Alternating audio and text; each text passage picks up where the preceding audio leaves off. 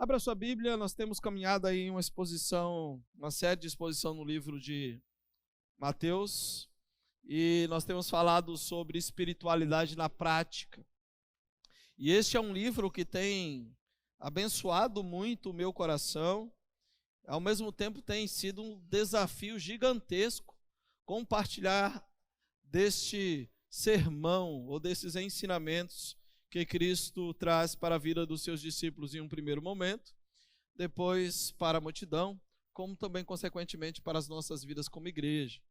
Confesso para vocês que em alguns momentos, especialmente no capítulo 5, eu tive vontade de parar e falar, eu não vou falar sobre isso não quero, Deus me livre, não vou não. Foi muito difícil, confesso para vocês, parece que Deus faz a gente viver na semana tudo aquilo que a gente vai falar no domingo, né? E aí eu falei, não quero falar nada do que eu vou falar no domingo, eu quero arrebentar com tudo na semana. Mas Deus falou, então você tem que ter vida para falar no domingo. O negócio é difícil. O negócio é difícil. Mas sobrevivimos. Quando eu falo sobrevivi, né? Sobreviveu, irmão? Graças a Deus, né? Mateus capítulo 5, você não pode ficar lá na minha frente, não, que eu fico brincando com você e o negócio não fica fácil. Mateus capítulo 6, nós vamos ler a partir do versículo 5. Nós estamos falando sobre essa série, Espiritualidade na Prática. Capítulo 6, versos de 5 a 15. Antes de ler, vamos orar? Senhor, Tu és o Deus que sonda os nossos corações, que conhece as nossas vidas, e sabes, ó Pai, exatamente como cada um de nós nos encontramos nesse momento. Esse aqui, Senhor, que se dirige a Ti, conhece, ó Pai, a maneira como se encontra, e o Senhor também. Portanto, Deus, nesse tempo em que a Tua palavra será lida, que o Senhor, ó Deus, fale ao nosso coração. Tira de nós tudo aquilo que porventura, Senhor, não for da Tua vontade. Faça nessa noite, Senhor, como tem sido, que a Tua palavra, ela tenha, ó Deus, acesso aos nossos corações e continues a falar com cada um de nós. Senhor, se porventura nesta noite entrou neste lugar alguém, Senhor, que está desejoso em continuar ouvindo a Tua voz, que o Senhor, ó Deus, fale nessa noite em nome de Jesus. Ajuda-nos, ó Pai, a compreender aquilo que o texto em si já nos fala, mas que o Senhor traga os desafios necessários a cada um de nós. Por favor, Deus, com um coração muito humilde, eu rogo diante do Senhor que o Senhor nos conduza nessa noite. E fale-nos, por favor, em nome de Jesus. Amém. E quando vocês orarem, não sejam como os hipócritas. Eles gostam de ficar orando em pé nas sinagogas e nas esquinas, a fim de serem vistos pelos outros. Eu lhes asseguro que eles já receberam a sua plena recompensa. Mas quando você orar, vá para o seu quarto e feche a porta e ore ao seu Pai, que está em secreto. Então, o seu Pai que vê em secreto, o recompensará. E quando orarem, não fiquem sempre repetindo a mesma coisa, como fazem os pagãos ou os gentios. Eles pensam que por muito falarem, serão ouvidos.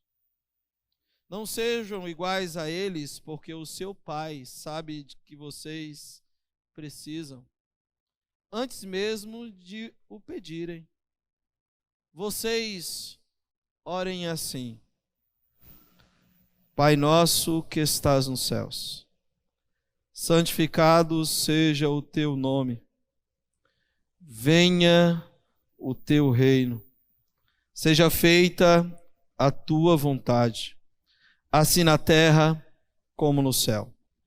Dá-nos hoje o nosso pão de cada dia. Perdoa as nossas dívidas, assim como perdoamos aos nossos devedores. E não nos deixes cair em tentação, mas livra-nos do mal, porque teu é o reino, o poder e a glória para todo sempre. Pois se perdoares as ofensas uns dos outros, o Pai Celestial também lhes perdoará. Mas se não perdoarem uns aos outros, o Pai Celestial não lhes perdoará as ofensas. Hoje nós falaremos sobre oração. Hoje falaremos sobre falsa espiritualidade na oração. Cuidado com a aparência.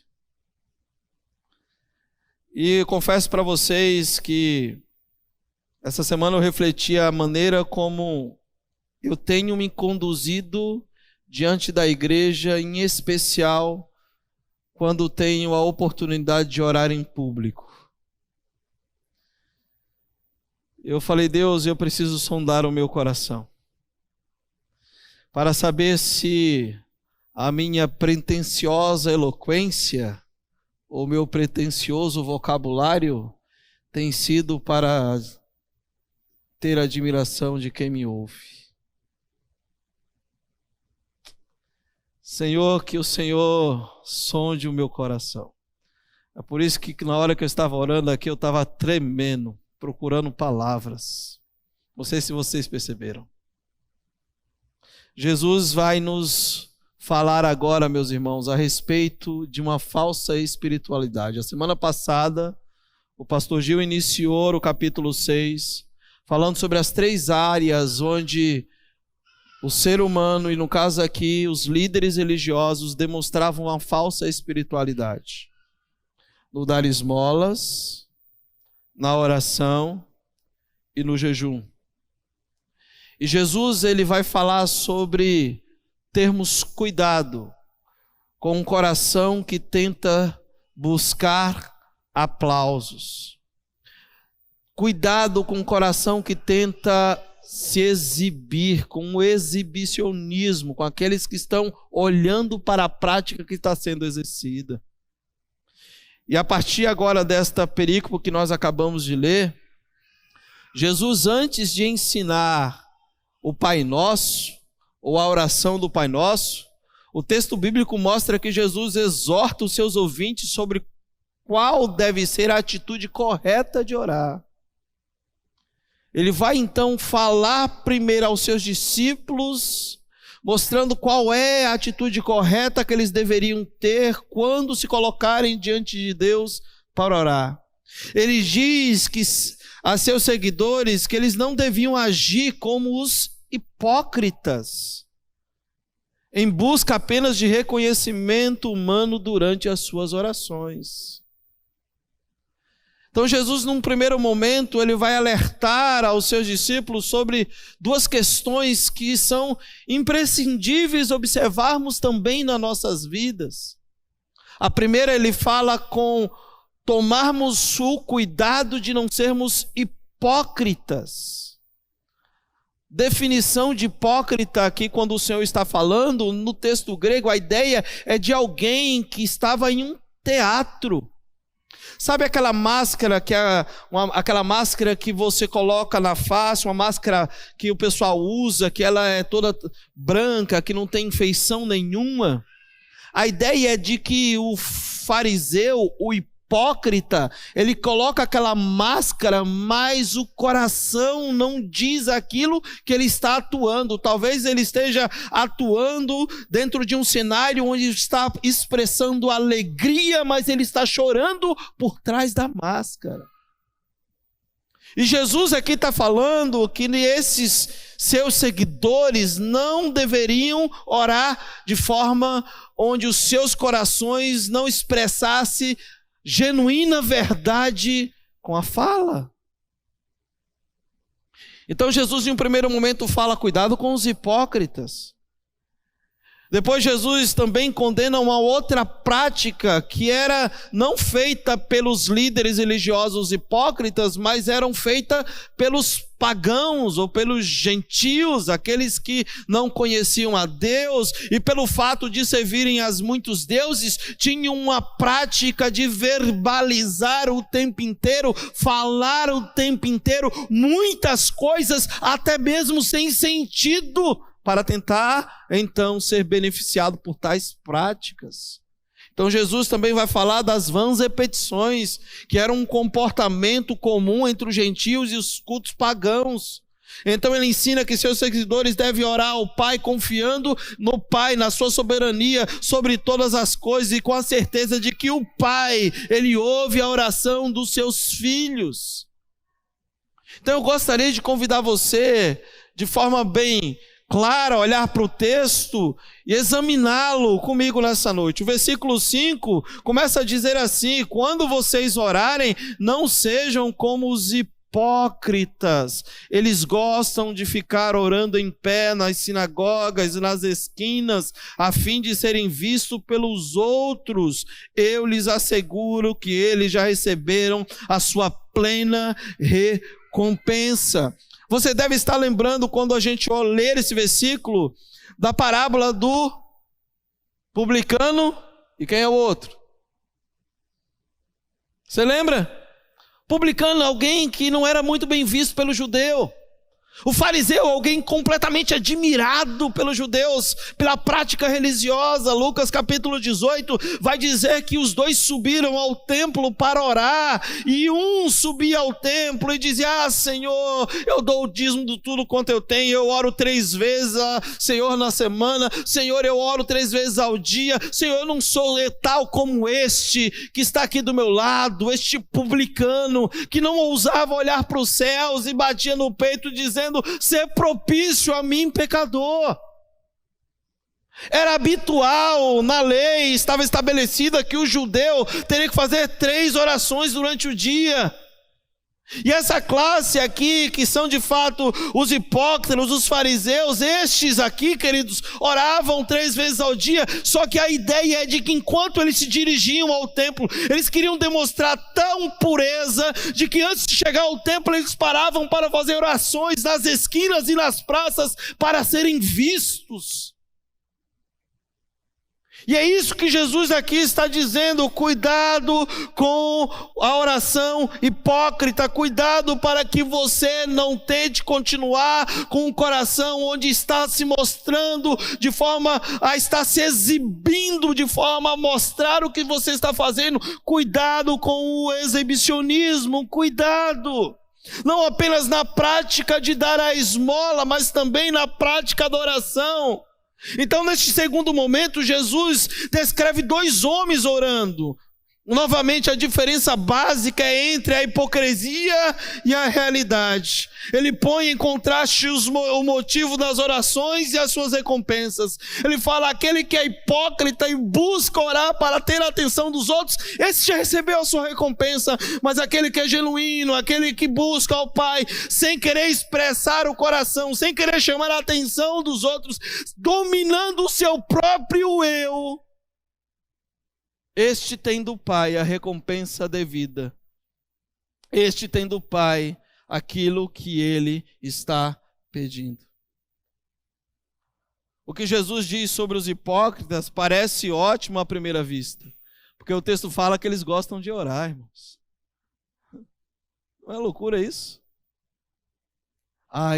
Eu gosto de orar. A gente precisa sondar o coração de fato, se o que nós falamos tem sido verdade. Eles gostam de orar e tinham admiração de todos que viam eles orando 3 vezes ao dia, mas Jesus fala: eles são hipócritas, nada do que eles fazem é verdadeiro. Eles sabem disso. Eles gostam de orar, mas infelizmente não é a oração que eles gostam, nem do Deus que supostamente eles estão orando. Não, eles não gostam da oração, eles não gostam de orar ao Deus que eles dizem estar orando, mas eles gostam da oportunidade que a oração pública lhes dá de se exibirem. É disso que eles gostam. Gosta de estar se exibindo diante do público. E Jesus aqui desmascarou as suas verdadeiras motivações quando eles ficam de pé na sinagoga e nas ruas com mãos erguidas para os céus. Ao fim eles querem serem vistos pelos homens por trás de uma piedade falsa, exacerbada, espreita um coração que é orgulhoso, que não está de fato fazendo aquilo da forma que agrada ao Pai, que deseja ao Pai. Está mostrando o coração diante dos homens. Ah, pastor, você está falando aí da oração que é feita pelo fariseu, da oração que é a oração hipócrita. Esse farisaísmo é na época dos judeus. Não, esse farisaísmo religioso, ele não está morto. Ele está bem vivo no meu coração e no seu. Ele não morreu. Ele está bem vivo e nós precisamos sondar os nossos corações, averiguando se de fato as nossas intenções têm sido verdadeiras diante de Deus, nas ações de oração, nas ações de dar esmolas e a semana que vem nas ações do jejum. Se não é apenas para se exibir, para mostrar ao outro tal prática. A acusação de hipocrisia tem sido jogada inúmeras vezes sobre nós, os frequentadores da igreja. Certamente você já ouviu alguém falando assim: olá, diz que é crente. Certamente você já ouviu, já teve acusação de muitos de dizer assim: tá vendo só? Aquele lá diz que vai lá naquela igreja Pibicubatão, mas olha só, a vida não condiz com a prática. Hipócrita. Está encenando. É possível ir à igreja pelos mesmos motivos errados que levavam os fariseus às sinagogas, irmãos. Não para adorar a Deus, mas para obter uma reputação de piedade. E nós temos que sondar o coração. E talvez nesta noite aqui existam corações desejosos de aplausos, serem reconhecidos. E se porventura este for o caso no seu coração, nessa noite eu convido você a dizer para Deus: ajuda-me, Senhor, porque o meu coração tem sido tomado por um desejo de exibição, de aplausos humanos, de recompensas humanas. Senhor, me ajuda. Quando lia sobre isso todas essas semanas, confesso para vocês que um dos momentos mais difíceis foi lidar com a realidade do meu próprio coração. E falava para Deus: Senhor, tenha misericórdia de mim, porque agora eu não agi da forma como deveria agir.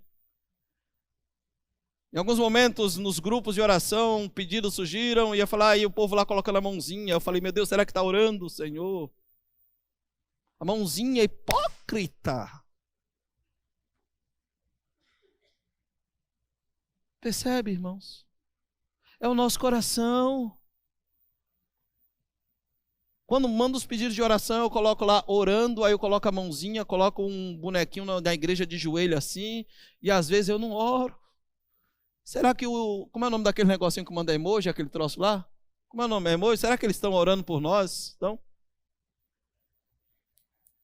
Sim ou não? Porque parece que sim. Ah, irmãos, não há nada mais extraordinário em perceber de que o nosso Deus nos deixou uma ferramenta tão extraordinária que é a oração, para nos relacionarmos com Ele, não de forma farisaica, como um teatro, demonstrando algo que não somos, porque Ele sabe quem somos. Ele nos conhece plenamente. Essa semana eu orava a Deus dizendo: Senhor, me perdoe, Senhor. Me perdoe, Senhor, quando muitas das vezes nas minhas próprias orações eu me perdi dentro delas falando coisas como sem sentido. Me perdoe, Senhor, quando muitas dessas vezes eu estava orando, mas não estava preocupado com o que estava sendo colocado diante de Ti, porque eu estava preocupado com quem estava me ouvindo. Me perdoe, Senhor. E não venha me dizer que você não faz isso, porque eu sei que você faz.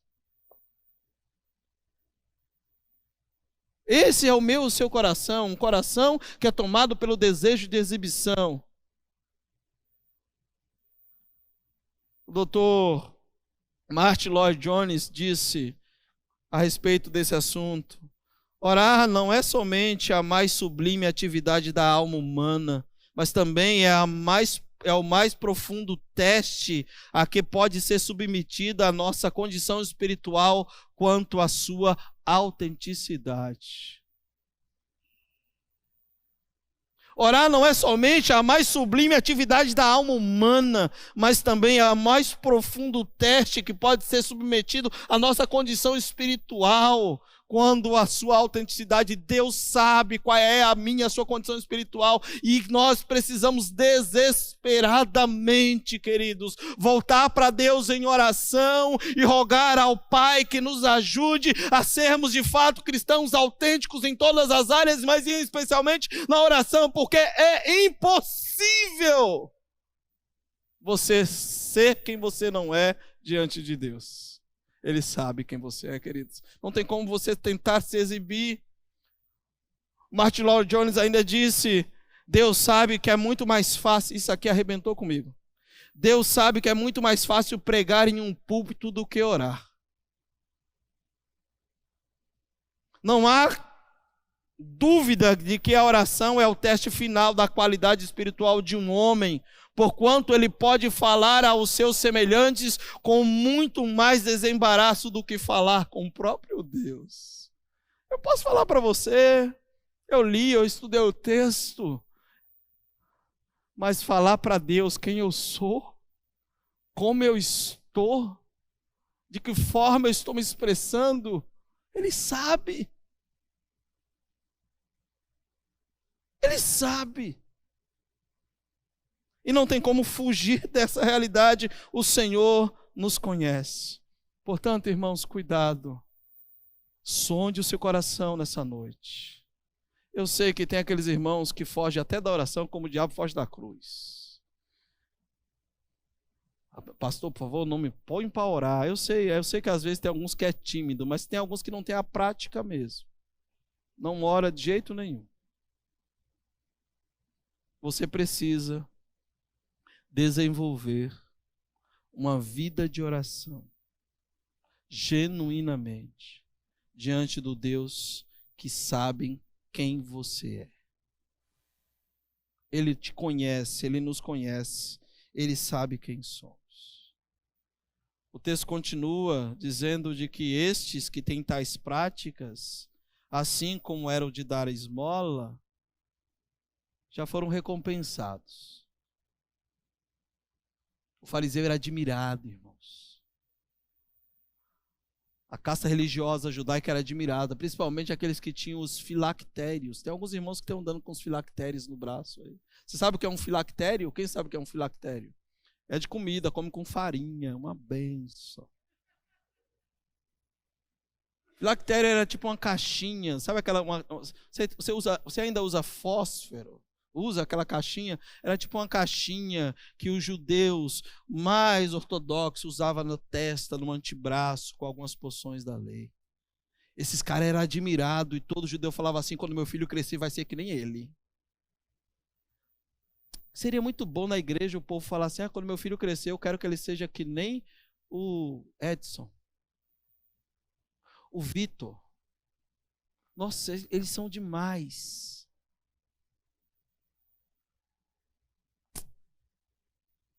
De que maneira você tem chamado a atenção do outro? Cuidado para que você não esteja sendo consumido pelo desejo de exibição. Jesus condena a prática da oração hipócrita. Ele diz que esses já receberam a recompensa, eles já foram aplaudidos. Foi assim que você fez semana passada, né, meu amigo? Eu não sei fazer aquilo, não. Bate assim fortão, assim, é legal. Esses já receberam a recompensa. Mas qual é a orientação que Jesus nos dá? Verso 6, ele fala: mas quando você orar, você que é meu seguidor, você que é meu discípulo, você que me pertence, quando você orar, vá para o seu quarto, feche a porta e ore a seu Pai. No texto aí você vai ver algumas vezes aparecer a expressão pater, no grego pai. Ore ao seu Pai que está em secreto, então o seu Pai que vê em secreto o recompensará. O versículo 6, Jesus aqui presume que os seus seguidores vão orar, gente. Ele fala assim, olha, vocês que são meus seguidores, eu sei que vocês vão orar, mas cuidado com esse coração, cuidado com o seu eu, cuidado. Quando vocês forem orar, ou quando vocês forem orar, vocês tenham a prática de entrar no quarto de vocês. E a ideia aqui, irmãos, não é entrar no quarto propriamente dito, fechar e bater a porta, não. É você tomar cuidado com o eu, porque tem muita gente entrando no quarto, mas olhando para si, com o coração orgulhoso diante de Deus. É a sondagem do coração. Olha para o teu coração, olha para a tua vida, quando vocês entrarem lá, quando vocês entrarem na presença do Pai, para orar ao Pai. Sonda esse coração, é a ideia de sair do meio do público, é a ideia de sair diante dos olhares do povo, da atenção do povo, daquilo que o povo vai falar a respeito daquilo que você está fazendo, é sair de si mesmo, é sair diante do outro, para estar diante de Deus, genuinamente, desfrutando da presença de Deus. Quando nós lemos o versículo 6, algumas pessoas presumem que os seguidores de Jesus Cristo aqui devem então ter a recomendação de não orar em público, não ter reuniões de oração, não posso mais fazer minhas orações públicas. Não, não é isso.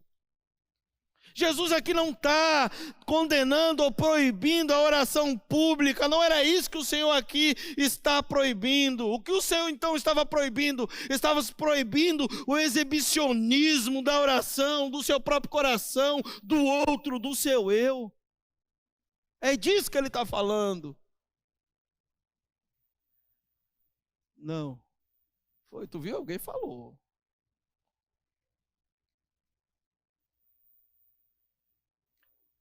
É disso que o Senhor está falando, cuidado. Cuidado com o seu eu, cuidado com o seu coração. Portanto, quando você for orar, fuja dos aplausos, fuja daquilo que você muitas das vezes quer ter do público, fuja de si mesmo, sonda esse coração. Pastor, mas eu vou entrar no meu quarto, sim, literalmente entrar no meu quarto, mas não adianta entrar no seu quarto cheio de si mesmo. Tem que se esvaziar diante dele e dizer, esse sou eu, Senhor, estou aqui hoje arrebentado, Senhor, esse sou eu, que tenho aqui, Senhor, diante de Ti, meus pecados, e não adianta, Senhor, escondê-los, porque o Senhor conhece todos eles. Senhor, essa semana dei vontade de matar esse irmão. Quer dizer, você nunca deu vontade de matar teu irmão, só eu. Ai, pastor, você tem vontade? Eu tenho, irmão, só não revelo quem, mas eu tenho. Porque esse é o nosso coração. E nós precisamos chegar lá diante de Deus e dizer, Deus, foi assim essa semana assim. Porque não adianta eu chegar aqui na quarta-feira e dizer para meus irmãos, quarta com Deus, vem orar. Mas durante aquela semana, vivendo uma vida completamente contrária à vontade de Deus, querendo ter aplausos de todo mundo. Como foi difícil o período da pandemia, 2 anos de pandemia.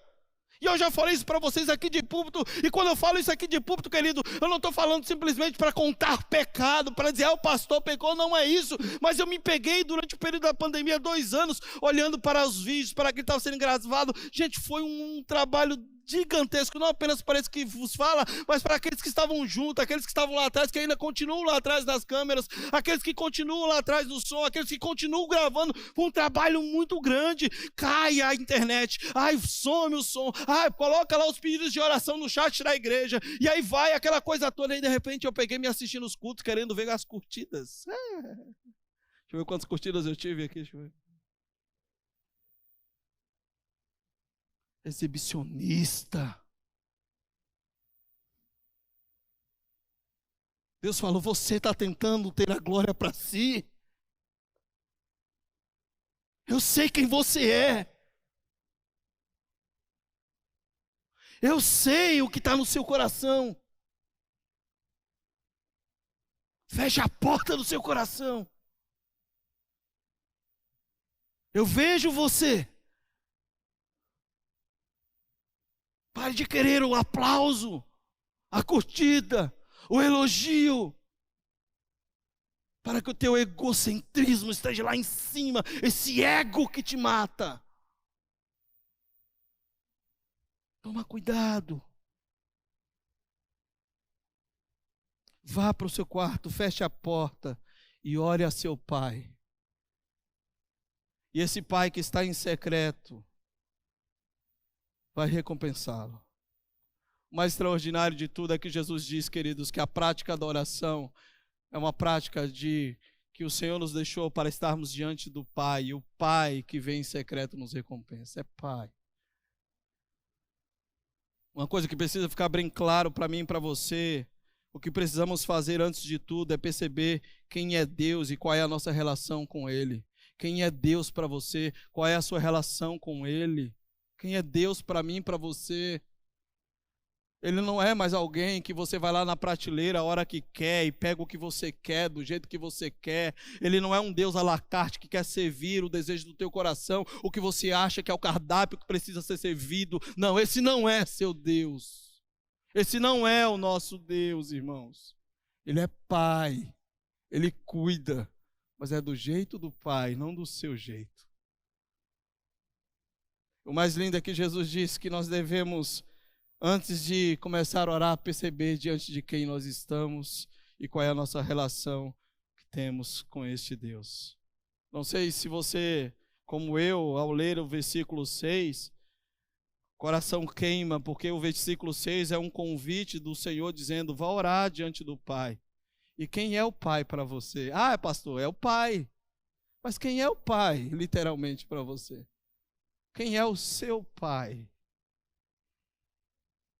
Eu tenho na minha Bíblia até hoje, papelzinho assim, desse tamanho assim, quando o meu filhão estava aprendendo a desenhar, e ele colocou lá: meu pai é meu herói. Quem é o seu pai?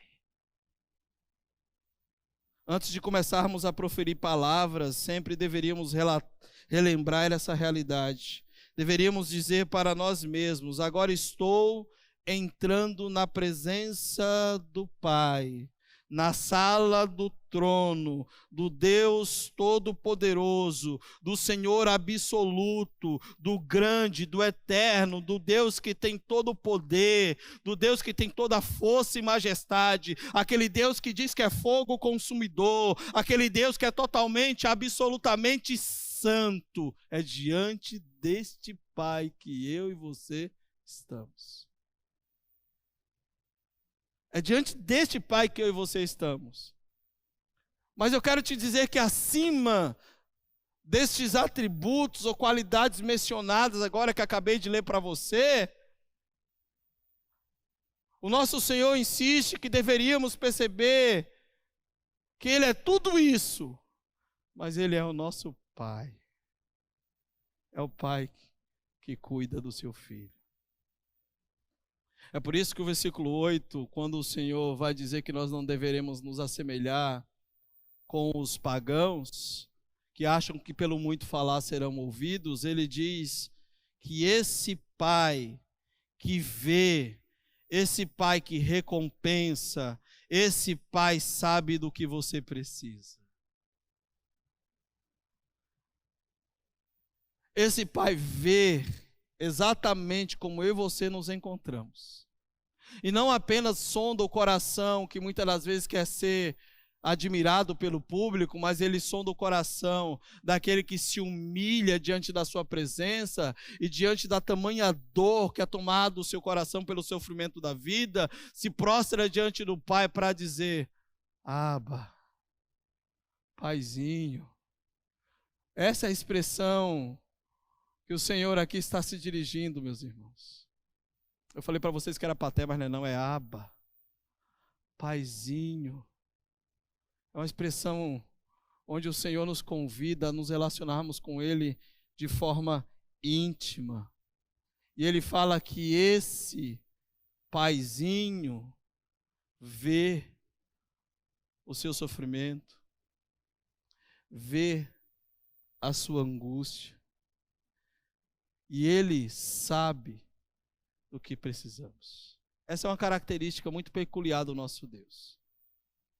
Êxodo capítulo 3, a partir do versículo 27 ou 24, se não me engano. O texto vai dizer que o Senhor, depois de ver a aflição do seu povo, de ouvir o clamor do seu povo, Ele resolveu então usar Moisés. Diz o texto: então eu desci para livrá-los da aflição dos egípcios. Deus vê, Deus ouve e Deus age. Jesus está falando que é esse mesmo Pai aqui. Verso 8 fala: não sejam iguais a eles, porque o seu Pai sabe que vocês precisam. Ele sabe do que vocês precisam, antes mesmo que vocês falem. Ele sabe. O que é que está trazendo ao teu coração inquietações? Você está preocupado com o quê? Vá diante do Pai. Seja você. Porque antes mesmo de você expressar-se, Ele sabe o que eu e você precisamos. O Pai sabe exatamente daquilo que eu e você precisamos. Deus sabe tudo a nosso respeito. Ele tem conhecimento de cada uma das nossas necessidades antes mesmo de abrirmos a nossa boca. Assim como o Pai cuida do seu filho, contemplando e se preocupando com o seu filho e antecipando as suas necessidades, assim também sucede com Deus no tocante aos seus filhos. Lá em casa, meus irmãos, o Bernardo e o Levi não tem que estar preocupados com o que é que eles vão comer amanhã, não.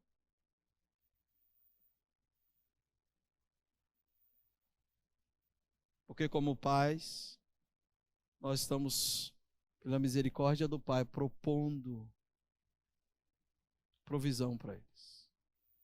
Eles não têm que se preocupar se amanhã eles vão comer arroz ou feijão. Porque como pai, temos cuidado.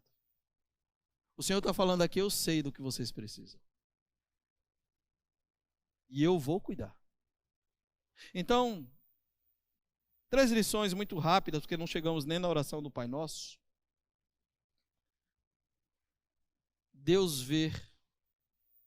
Quando olhamos daquele que nos vê, observamos e Ele observa o quebrantamento da nossa alma, Ele demonstra então o seu amor e concede-nos o seu favor. Quando esse Deus que nos vê observa o quebrantamento da alma, do meu e do seu coração, Ele nos concede o seu favor. Deus vê o que você está passando. Deus ouve. Ele recompensa aquele que ora, aquele que busca ao Pai em secreto. Quando eu oro, estou falando com um Deus que é meu Pai. Ele se deleita em abençoar-me. Ele está muito mais disposto a dar-me o que preciso do que eu estou disposto a receber. Ele sempre está interessado no meu e no seu bem-estar. Deus vê, Deus ouve, Deus sabe. Ele cumpre a mim e a você relembrar de quem é este Deus, qual é a condição dele, apesar de ser um Deus santo, um Deus todo-poderoso, um Deus que é potentoso, ele é o Deus Pai, um Deus que cuida de nós. Sim ou não, irmãos? Só o fato de você estar aqui é uma expressão do cuidado de Deus por mim e por você. Portanto, diante das 2 questões que Jesus combate, a questão das repetições vãs, que os gentios assim faziam como bons tagarelas, repetindo coisas às vezes sem sentido, o Senhor fala: não, não é assim. Não é pelo muito falar que vocês serão ouvidos. É o coração de vocês. Não são as longas orações. Não é o coração tentando se exibir diante do povo. Eu brinco quando eu dou essa aula e eu gosto de falar sobre isso. Porque você já viu aquela pessoa que vai orar com o Pai, diante do Pai, a maneira como ele ora, quando ele está sozinho? Existem alguns irmãos que dá até... se eu estivesse no lugar de Deus, eu mandava um raio assim. Porque enquanto ele está sozinho, ele ora normalmente. Senhor, obrigado pelo alimento, Senhor, pela vida do meu irmão. Mas quando ele está em público, até a voz muda. Excelentíssimo Pai, o vocabulário dele enriqueceu. Senhor, excelentíssimo Pai, estamos genuflexos diante da tua presença. Falei, olha, até para orar é sabido. Muda a entonação da voz.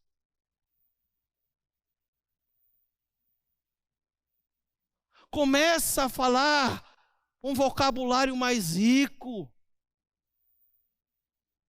Está impressionando os homens. O Senhor falou, você está recebendo a sua recompensa. Eu sei quem você é. Jesus falou, cuidado com isso. E não precisa prolongar as orações. Pastor, não é as repetições, não. Jesus repetiu 3 vezes na oração lá do Getsemane, ou do Getsemane, dizendo, Pai, se quiseres, passa de mim esse cálice. Pai, se quiseres, passa de mim esse cálice. Não é a repetição da oração. É a maneira vã como você fala. Coisa sem sentido. Achando que pelo muito falar você vai ser ouvido. Tentando se exibir diante de todos. Então Jesus fala, quando vocês forem orar, cuidado com esse coração. Cuidado com isso.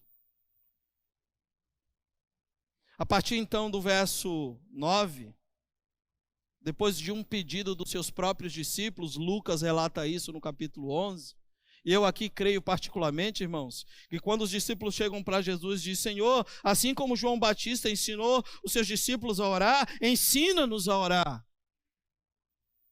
Eles não estão apenas observando João Batista, eles caminharam com esse Senhor, eles viram esse Senhor saindo de madrugada para orar, eles viram esse Senhor subindo o monte, orando aproximadamente 10 horas ininterruptas, eles viram esse Senhor chamando 3 à parte para orar em um local sozinho. Então eles sabiam que Jesus orava, e eles sabiam que Jesus delongava-se, ele demorava nas suas orações, ele tinha relacionamento com o Pai. Então esses discípulos chegam para o próprio Senhor e dizem, Senhor, ensina-nos a orar.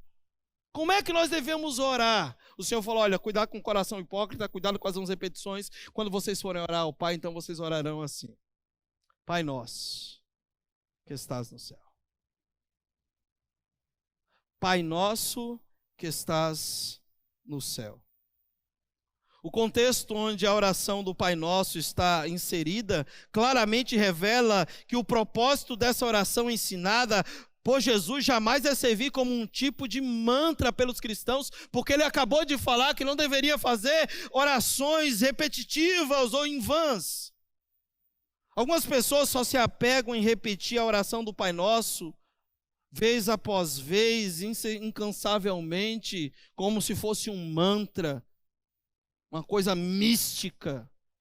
Mas essas pessoas se esquecem que imediatamente antes de ensinar a oração do Pai Nosso, Jesus exortou contra a inutilidade das vãs repetições.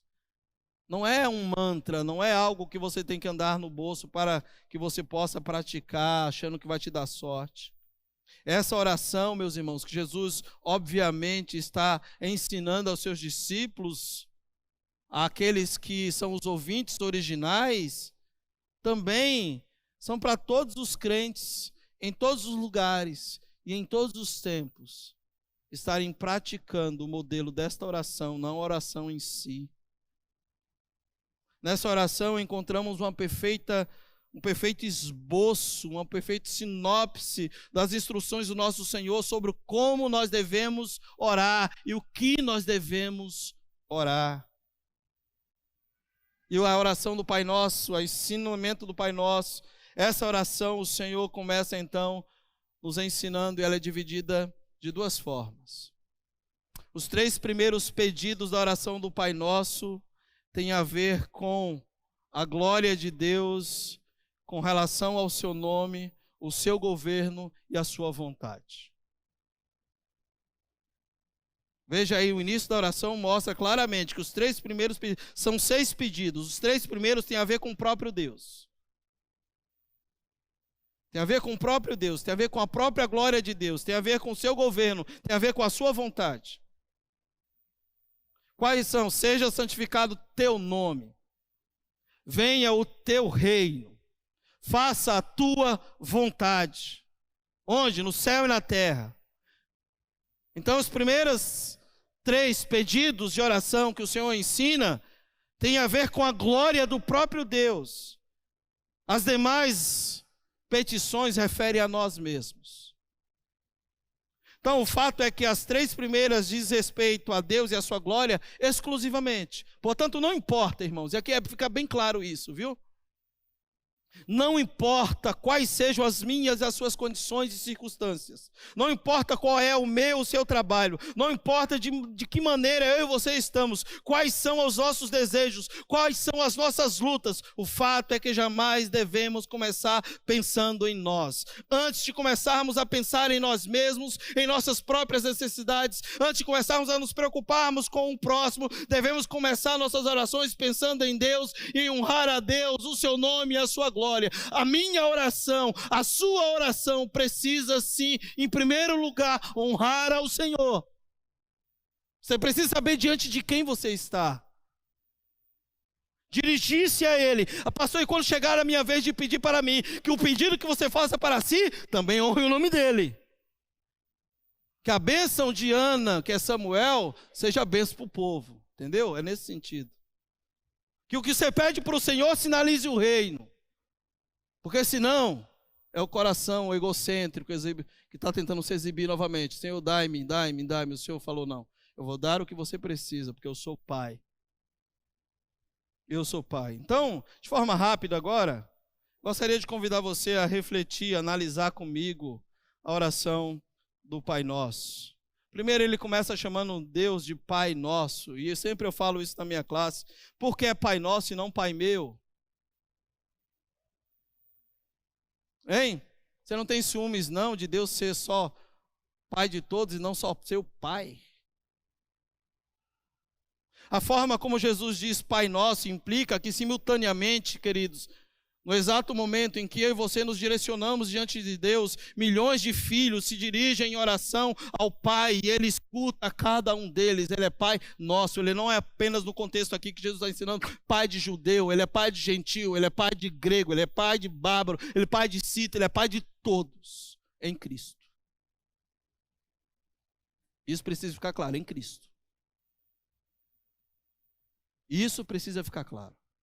A razão pela qual isso acontece, de todos nós, de uma família que é salva na pessoa do Cristo, comparecer diante do Pai, que não é qualquer Pai, na verdade Ele é o Pai que está nos céus, e está uma clara indicação de que Ele é divino e que Ele ouve a todos. Não oramos a um Pai terreno, mas a um Pai celestial, cujo trono está nas alturas e cujos estrado dos seus pés está na terra.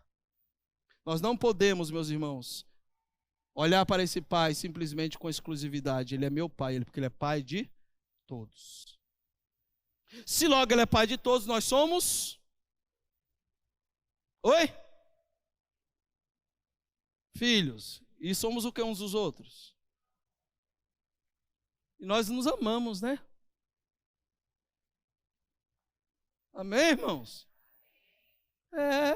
Nós nos amamos. E esse deve ser a razão pelo qual nós nos reunimos aqui como igreja. Porque nós nos amamos para prestar o culto ao Pai. Nós não podemos ter Deus como Pai Celestial sem ter ao mesmo tempo os outros filhos de Deus como os nossos irmãos. Então aqui para com aquele negócio de dizer que você não tolera seu irmão, entendeu? Eu não tolero esse irmão. Bom saber. Não cabe a mim julgar, mas não sei se você é filho. Como é que ele começa a oração? Pai nosso que estás no céu, santificado seja o seu. O nome do Pai já é santo, queridos. Ele não fica mais santo quando eu oro. Não, não é isso não. Eu vou santificar o nome do Pai. Receba, Pai, receba. Muita gente pensou em muita coisa aí que eu sei. Onde o nome de Deus deve ser santificado, queridos, nas nossas vidas? Como é que santificamos o nome do Pai? Como que é isso, pastor? Na conduta de vida.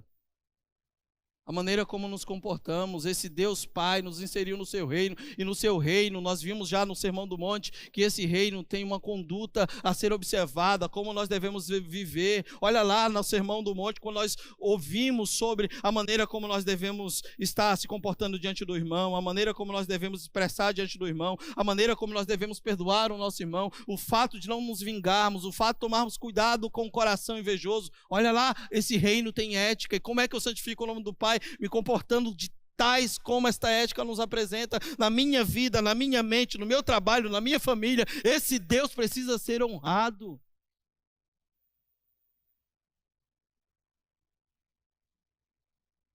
Ele tem que ser honrado. Santificação, irmãos, é um processo diário. Eu estou inserido nesse reino. Ele é santo. E Ele me convida a participar da sua santidade. Viver como Ele.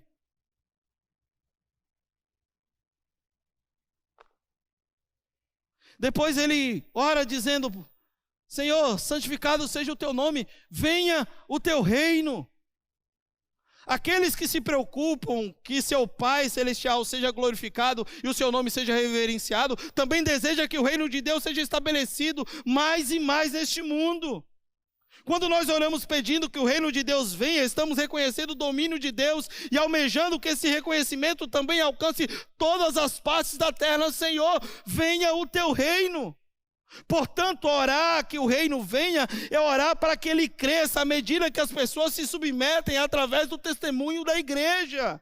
E que logo seja consumada a volta de Jesus, a sua glória, para assumir o seu poder no seu reino. Então, quando eu falo, venha o teu reino, nós estamos desejosos de dizer: Deus, estabelece o teu reino, que pessoas continuem sendo salvas, que pessoas continuem sendo alcançadas, que a tua igreja continue fazendo a tua vontade. Que esse reino do Senhor cresça. Ao dizermos venha o teu reino, estamos pedindo pela manifestação plena e final da obra de Deus na história. Estamos pedindo pela expansão do Evangelho. Estamos pedindo pelo retorno de Jesus Cristo. Venha o teu reino, Senhor. Pleno. Desejar, meus irmãos, o reino de Deus é desejar o governo de Deus sobre a vida da igreja e sobre o mundo. Então, quando nós oramos, santificado seja o teu nome, venha o teu reino, Senhor, eu me incluo nisso.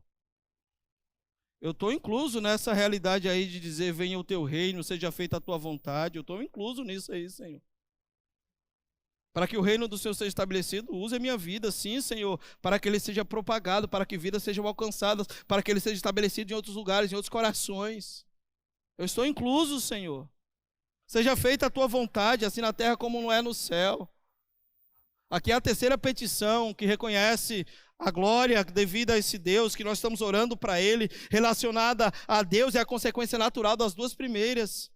Se entendemos que a glória de Deus e que é o que realmente importa, que o seu santo nome deve ser reverenciado, se entendemos a importância que há na expansão do reino de Deus nessa terra, também entendemos que tudo deve estar submetido à vontade desse Deus. Quando nós oramos, seja feita a tua vontade, é na terra e nos céus. Agora a vontade de Deus já tem sido estabelecida na sua vida? Você vive a vontade de Deus? É fácil vivê-la? Não, não é. Por isso perceber que Jesus diz: seja feita a tua vontade assim na terra como no céu. Quando oramos para que a vontade de Deus seja feita na terra assim como é no céu, estamos pedindo a Deus que seus planos e propósitos sejam completamente cumpridos e que ele seja obedecido, reverenciado, glorificado na terra como ele é reverenciado, glorificado no céu. No céu a obediência é plena. Ele é reverenciado e glorificado o tempo inteiro. Ele fala: Senhor, assim como é nos céus, que a tua vontade também seja estabelecida enquanto terra. Então, viver o reino plenamente é viver, de fato, a vontade deste rei do reino na terra. Depois ele fala do pão, que eu gosto, nessa hora eu gosto. Quem não gosta do pão, né? Você gosta do pão? Eu gosto, pãozinho quentinho, uma benção. Apesar que meu médico disse que eu não posso comer mais pão. Eu vou orar por ele. O pão nosso de cada dia nos dá hoje. O Pai é meu ou é nosso? O reino é de quem? É dele, irmãos, é teu não. A vontade é de quem? E o pão? Ei, por que o pão é teu se tudo é dele? Hein?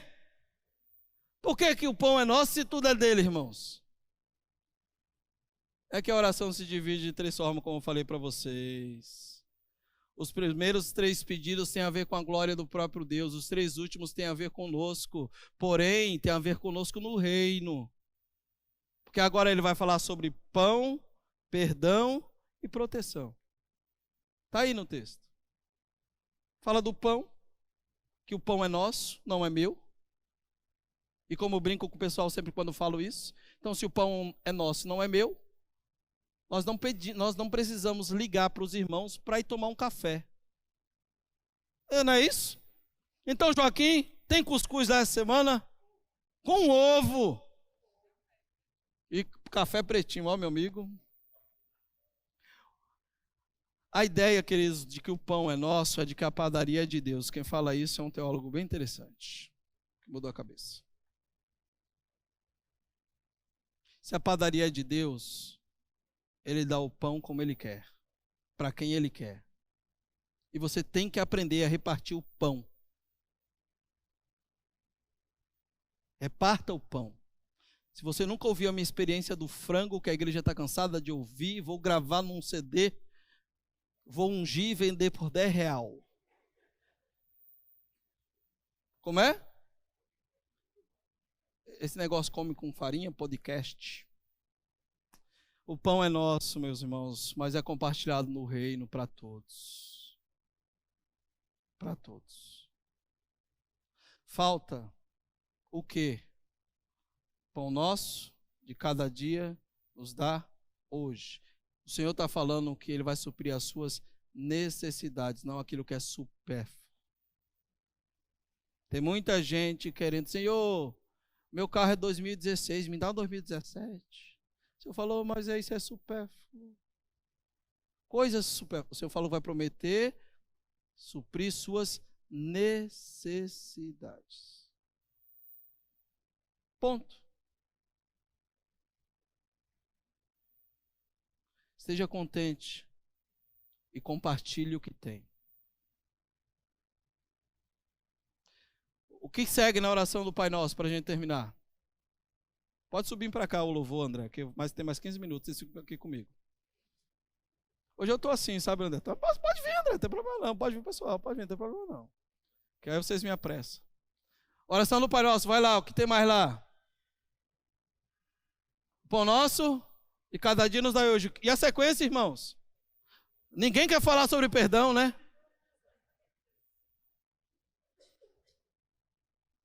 Perdoa, Senhor, as nossas dívidas, assim como eu tenho agido, Pai.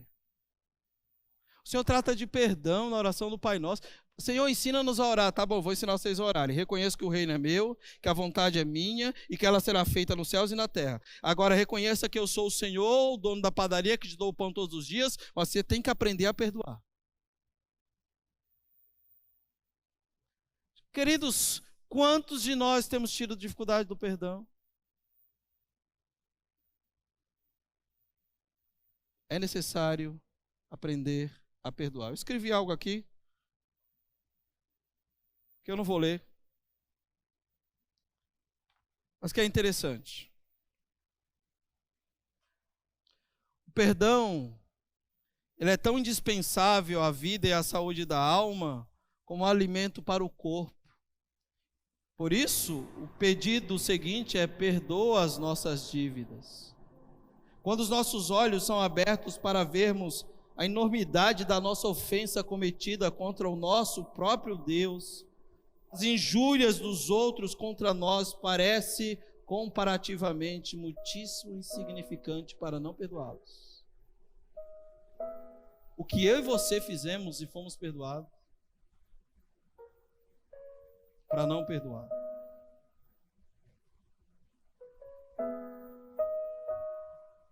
E aqui, queridos, é uma leitura desse que vos falo. Quando o Senhor está falando sobre perdão, Ele está falando sobre eu e você termos, sondar esse coração e termos cuidado para tentar viver a vida na comunidade sem que este coração esteja machucado com o irmão. Tem que saber perdoar, irmãos. Tem que trabalhar isso. Eu queria pegar aqui a oração do Pai Nosso e desenvolvê-la completamente, mas o nosso tempo é curto. Tenho para mim que quando entra logo em sequência a expressão de livra-nos do mal, é livra-nos do maligno. Sim, a Bíblia lá fala do maligno. Mas a minha leitura, queridos, é: livra, Senhor, do maligno no meu próprio coração, tentar-me a não ser capaz de perdoar o meu irmão. Porque não faz sentido. Jesus está ensinando uma oração, ele fala de perdão, em sequência ele muda e vai para a tentação, para depois voltar para perdão de novo.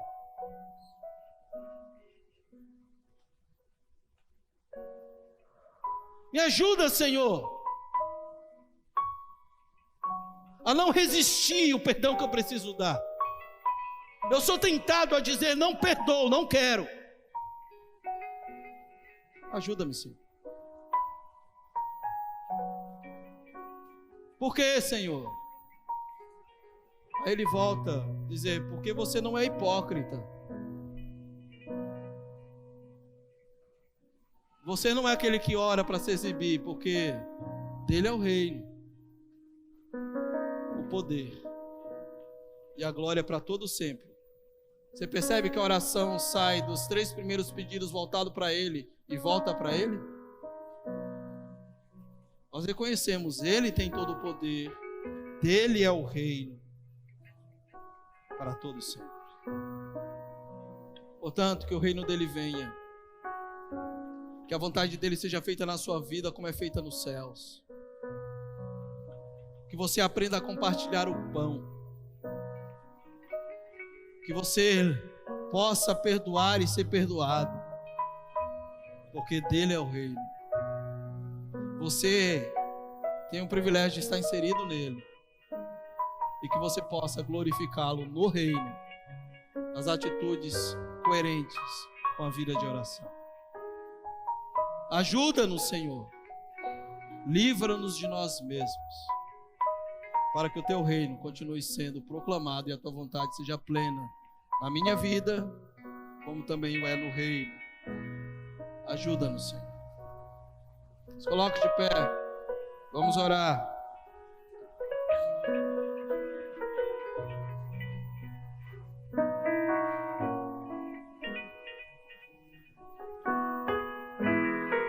Deus, Tu és aquele que conhece de fato plenamente as nossas vidas e sabes, ó Pai, do coração. Portanto, Senhor, nos ajude, ó Pai, a sondá-lo quando muitas das vezes o próprio tenta mostrar para o outro aquilo que ele mesmo não é. Ajuda-nos, ó Pai, quando as nossas orações têm muito mais a ver conosco mesmo do que com o Senhor. Se porventura, Senhor, nessa nossa jornada de vida, as nossas orações têm sido hipócritas, que o Senhor nos ajude a livrar-nos desta realidade que desagrada ao teu coração. Mas também, Senhor, eu rogo ao Senhor para que vivamos plenamente o modelo de oração que o Senhor nos ensinou. Olhando, Pai, para um Deus que é santo e vivendo, Senhor, uma vida no padrão pelo qual o Senhor nos chamou a viver. Ajuda-nos, ó Deus, a compartilhar o reino, a dizer: venha o teu reino, e que vidas sejam alcançadas através do testemunho desta igreja, que sou eu e que é meus irmãos. Ajuda-nos, ó Pai, a vivermos esses princípios que o Senhor nos ensina nesta bela oração. Por favor, Deus, tenha misericórdia de nós. Teu Santo Espírito, de forma especial, possa, Senhor, estar atuando em cada um dos nossos corações, nos fazendo refletir sobre tudo que ouvimos e nos ajudando, Deus, a pôr em prática para a glória do Teu nome. Eu oro, Deus, por mim. Eu oro, Deus, pela vida dos meus irmãos e peço ao Senhor, nos ajude, por favor, em nome de Jesus. Amém.